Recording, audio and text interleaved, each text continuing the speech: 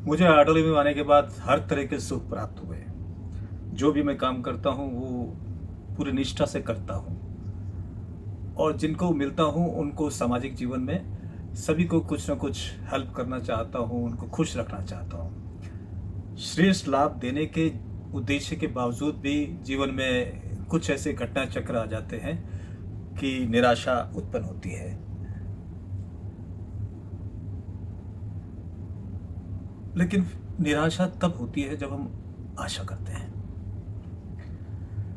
लेकिन एक राज है, आशा ही परमम दुखम, निराश्यम परमम सुख्यम।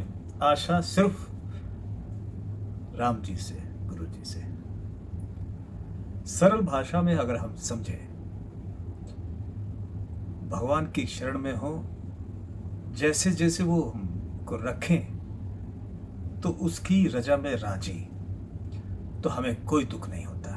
कोई हमें गाली दे रहा है तो कोई हमारे पूर्व जो कर्म है उनको ले रहा है, वो अपने कटु वचन से कुछ हमारे दंड है वो लेके जा रहा है। कोई निंदा कर रहे हैं, अपमान कर रहे हैं, तो किसी ने कहा कि आप सहो, तो हम सहेंगे तो वो बढ़ता चला जाएगा। रोक लो, रोक सकते हैं क्या? हम रोकेंगे, शुरू करेंगे तो हमें मालूम नहीं कि कितनी विपरीत परिस्थितियां खड़ी हो सकती है। लेकिन हम अगर चुप रहे तो उसका कर्म उसे नष्ट कर देगा। हमारे नष्ट करने की जरूरत नहीं है। वो अशुभ कर्म कर रहा है कोई, तो उसको दंड उसका कर्म दे देगा। किसी और को देने की जरूरत नहीं है, हमें देने की जरूरत नहीं है। शांत रहे, गंभीर रहे, वो सबका पालन पोषण करते हैं। अपने कर्तव्य में कायरता नहीं करनी। जैसी परिस्थिति आवे उसमें निराश नहीं होना, आगे आगे बढ़ते चले जाए। ये पक्का समझे, कोई कितना भी धर्मात्मा हो, रात आएगी, रोक नहीं सकते।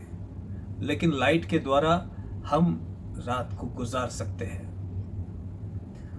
पूरी रात हटा दो, ये ऐसा असंभव है, लेकिन कमरे में लाइट जलाकर रात्रि के जो रूप है भयानक, उसमें रेस्ट कर सकते हो, उससे दूर हो सकते हो। ये द्वंद छाए हुए हैं, सुख दुख, मान अपमान, जय पराजय, निंदा अपमान, ये द्वंद सब चारों तरफ छाए हुए हैं। इससे बच नहीं सकते। हम ज्ञान का प्रकाश अपने हृदय में करके इन सब से हम वंचित हो सकते हैं। हमारे हृदय में द्वंद व्यापेंगे नहीं। हम अपने को सुधारें। जितना अपने को कोई बदल पाता है वही उतना ही बदल पाया है, लेकिन किसी की सामर्थ्य नहीं कि कोई किसी को बदल दे। निराशा और आशा, ये दोनों से हटना पड़ेगा। हम चाहते हैं जागृत उन्नति, कई बार उसको भी पता नहीं कि वो हमको किस जगह पहुंचाना चाहते हैं।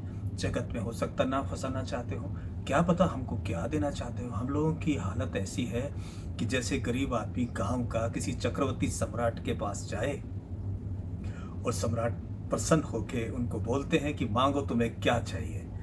वो बोला, बैल है, गाय है, परिवार है, 1 साल के लिए चारा दे दीजिए और पूरे घर को 1 जोड़ी कपड़ा दे दीजिए और साल भर के लिए भोजन दे दीजिए।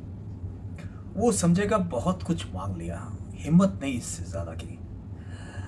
और अगर वो राजा के ऊपर छोड़ दे कि आपको जो ठीक लगे वो आप दे दो, वो उसको पूरे जीवन की संपत्ति दे सकता है। हमारी भूल होती है। एक बार राष्ट्रपति भारत का स्वतंत्रता दिवस के दिन जेल में गया और तिहाड़ जेल में सब कैदियों को बुलाया कि आज के दिन हमारा भारत स्वतंत्र हुआ। आज के दिन जो आप मांगोगे वो आपको दिया जाएगा, खुले दिल से मांगो। तो एक बोला कि हफ्ते में 2 साबुन दिए जाए और सर्दियों में जो कंबल देते हो वो बहुत हल्का होता है, थोड़ा अच्छा दे। जिस कोठरी में हम रहते हैं उसको थोड़ा सा सफेदी करवा दो, पुतवा दो। एक चतुर था, वो खड़ा हुआ कि हमें जेल से मुक्त कर दें। वो बोले दिया। उसको देख के सब बोले कि हमें भी मुक्त करिए। नहीं नहीं नहीं, आपने मांग लिया। हमारी हालत ऐसी है, अगर भगवान भी मिल जाए तो इसी जेल में, इसी संसार में हम पूरे जीवन में छोटी छोटी चीजें मांग रहे हैं। ये नहीं कहते कि इस संसार से मुझे मुक्त कर दो, इन संसार के बंधनों से मुक्त कर दें।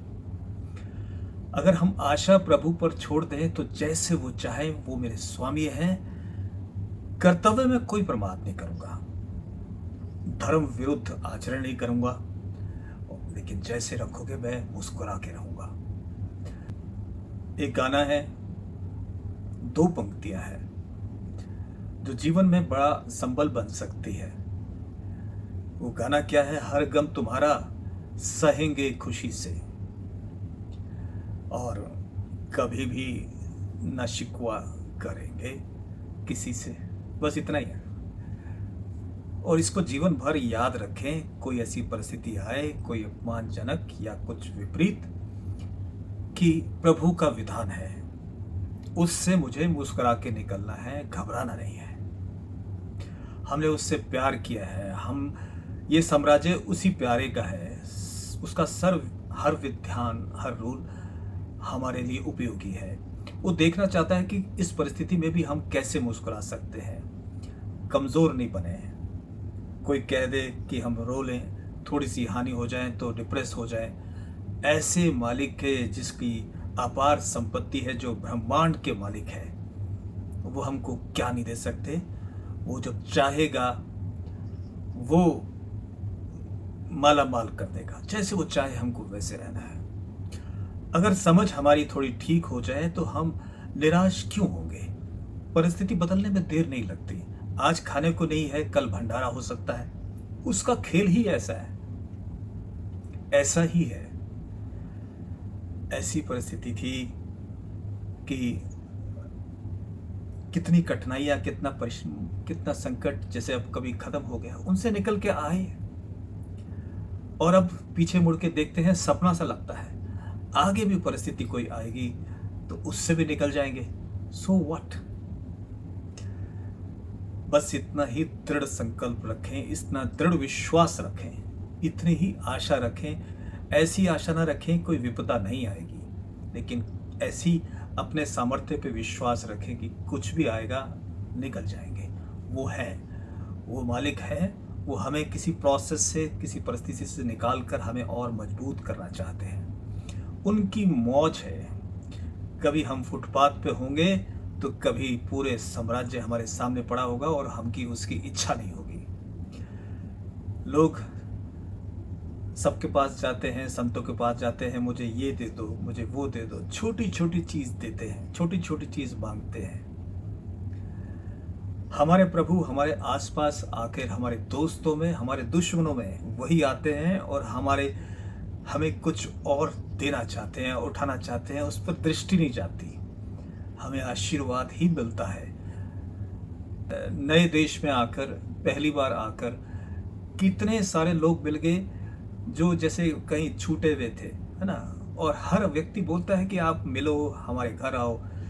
ये कौन है लोग? ये एंजल्स हैं, उसी के भगवान के रूप ही हैं, कि आपका स्वागत कर रहे हैं, आपको विश्वास दिलाने के लिए और आपको ये तसल्ली देने के लिए। आप यहाँ पर भी अकेले नहीं हो। बेशक आप अपने परिवार के साथ हो, लेकिन यहाँ पे आपका परिवार सीमित नहीं है, इतना बड़ा है, छोटा नहीं है।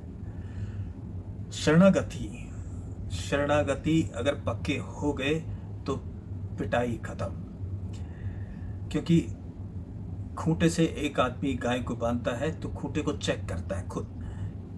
अगर वो ढील है उसके अंदर, उसको ठोकता है, ज्यादा ठोकता है। जब अच्छी से तसल्ली हो जाए फिर उसके बाद खूंटे से अपने गाय को बांधता है। तो सरेंडर यही है। वो खूंटा है, अगर वो खूंटे में अभी हिल रहा है तो इसका मतलब सरेंडर पूरा नहीं है। तो भगवान और ठोकेगा, थोड़ा और समर्पण की जरूरत है। यही है बस। भगवान हमारे मालिक है ना।